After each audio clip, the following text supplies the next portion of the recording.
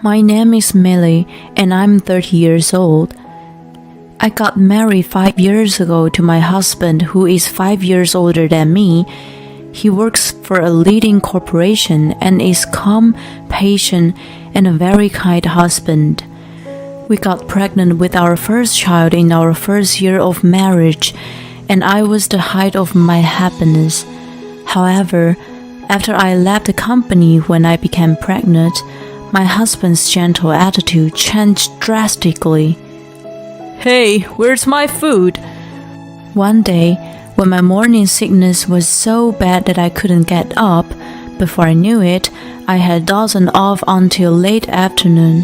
When Stephen comes home, I tell him this, and he suddenly starts to lose his temper. What? What were you doing at home all day? Do you think I'm stupid? Morning sickness is not a disease, you lazy thing. I'm tired after working all day. Hurry up and get food ready. And from that day on, he began to criticize the way I do the housework every day. Can't you even do something as easy as this? You really are an idiot. This is what Stephen would always say. I don't know how you survived it all the time if you're so stupid. You really don't know anything, do you? What can you do? If I even try to argue with him slightly, he loses his temper and curses. When I try to express my thoughts though, he would say, I don't care what you think, so just shut up, and scold me. So I can't even say what I think anymore. I am shocked that my husband had suddenly changed. At first, I thought he just woke up on the wrong side of the bed some days, and that he would return to being a kind husband again soon once our baby is born. However, my hopes disappear when I see that even after our child is born, he never went back to being the kind husband that I knew. However, I still love my husband and could not hate him. I also didn't want to admit that my marriage was a mistake. Anyone would say that I was being harassed. It seems he showed his true colors after our marriage, but at that time, I didn't even realize it. I thought he had changed because I was not good enough, and I began to fear that my husband would abandon me. 5 years pass in this state. We're blessed with 3 beautiful children, but Stephen only gives me $500 a month as living expenses. We lived in company housing, so the rent is deducted from his salary, and our water and utility bills are also paid by direct debit from the bank. My husband says that $500 is more than enough, but buying milk and diapers for the children, as well as daily necessities and groceries, makes it very tight. I start using my savings from when I was single to pay for our living expenses, but this too has run out, and we are forced to live a very difficult life. When Stephen comes home from work and sees the cheap dinner I had prepared, he says, What? This is all there is for dinner? Can you cook something more decent? You're at home every day, wasting your time. Can't you even cook a proper meal? When I tell him I didn't have enough money to buy the ingredients, he replies, Huh? I hand you living expenses every month. It's a housewife's duty to make ends meet. That's what all the housewives do. You really can't do anything, can you? Stop wasting my money, you parasite. He won't stop yelling. To aid, my husband has been having an affair for years. At first, he was meeting his lover in secret, but recently, he no longer bothers to hide anything. Even at times like this, I'm afraid that he would leave me. I think I'm completely brainwashed by my husband. One day, I'm sensitive to Steven's mood in this way, and watching my children grow was the only comfort that I had. However, even if I want to dress my children in cute clothes, I can't afford to buy any. Even if my mom friends invite me to lunch or tea, I cannot afford to take them. It's fine that I don't get to hang out with my friends, but I feel so bad for the children. Steven will say that all housewives were making ends meet with $500, but the mom friends around me didn't seem to show the slightly bit of sorrow at all. They are always dressed well and are lively, and their children seem to be happy too. I lose confidence in myself more and more, feeling that this is all my fault and that I'm a bad mother. One day, however, I make a bold decision. I talk to one of my mom friends, who I am very close to. When she hears what I have to say, she is truly astonished and says, "None of that is your fault, Millie. Your husband is wrong. He's totally harassing you." I had never even considered Steven's actions as harassment.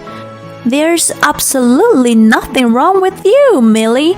You're neither stupid nor incompetent. You're a very good mother."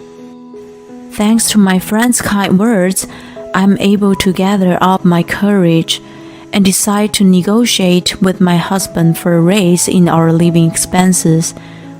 Huh? What are you talking about? I'm giving you more than enough.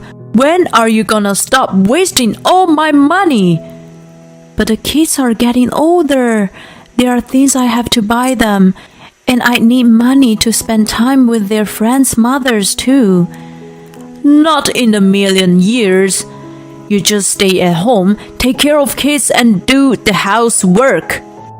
Don't talk big to me when you're so incapable."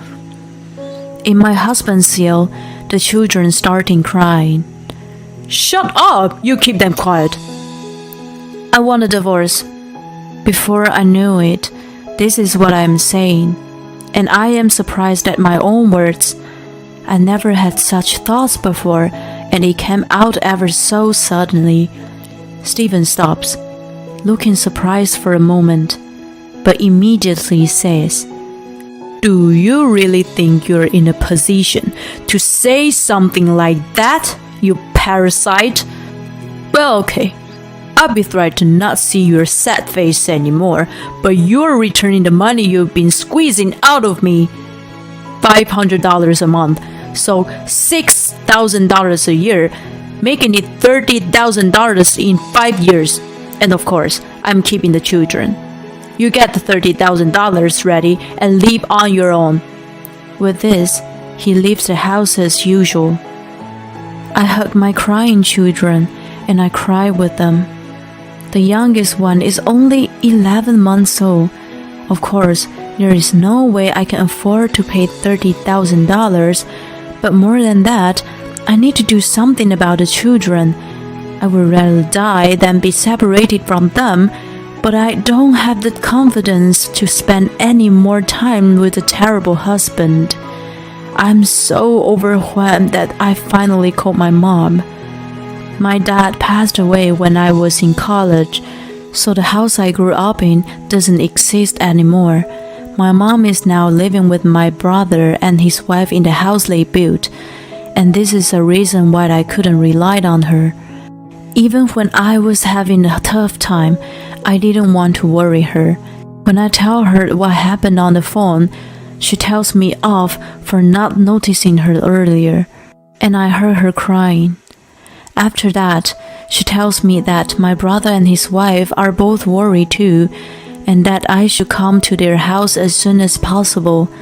But before that, Mom tells me to gather evidence on Steven's affair, and so I start recording his actions from that day on.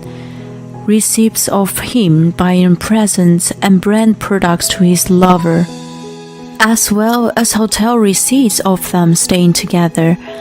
in addition to credit card statements, are all carelessly thrown in the garbage, so it is easy to gather evidence.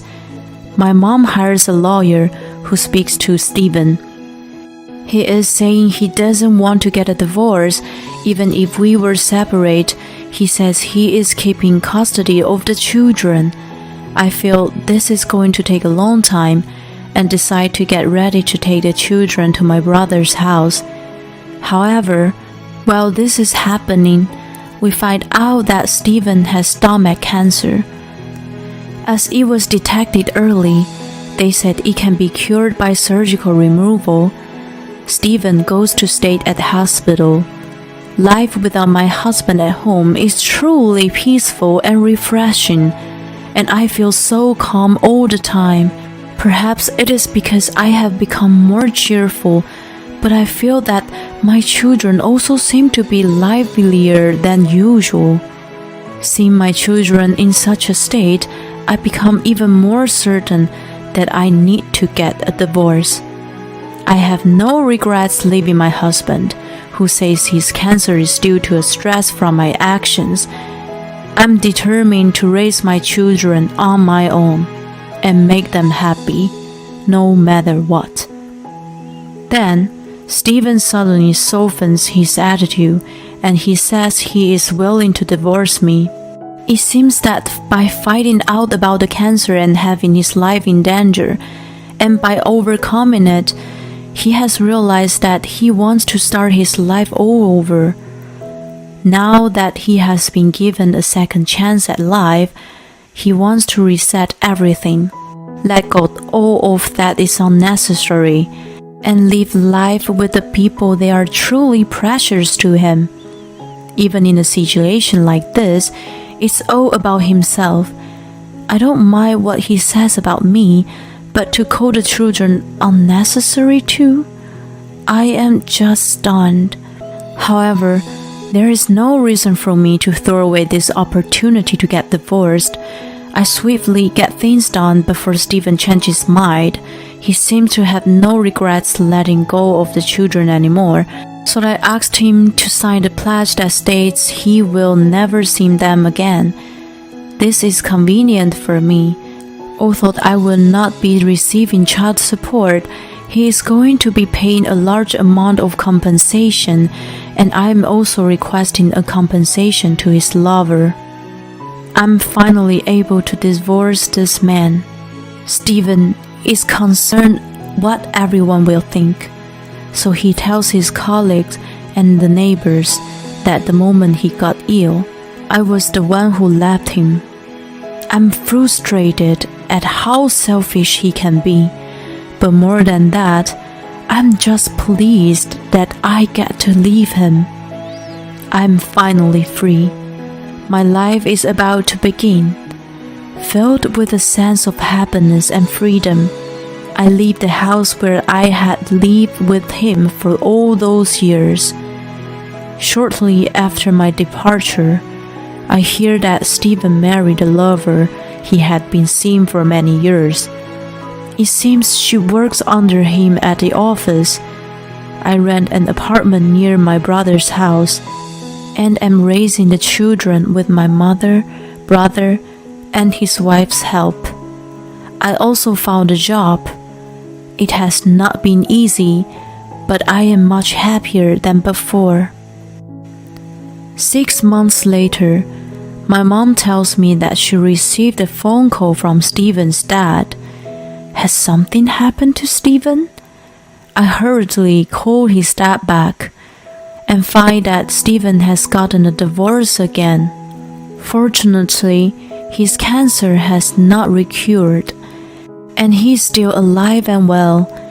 He was living a peaceful life with his new wife, but it seems that after a while, he started harassing her too. She left the house immediately and divorced him soon after. She also made a scene at the company that they both still working and told everybody about Stephen's attitude, which led him to quit. It seems he has moved out of the company housing, is paying more compensation to his new wife, has no more money, and has returned to his parents' house. He has lost all his energy and is saying he wants to see his children and start over with me again.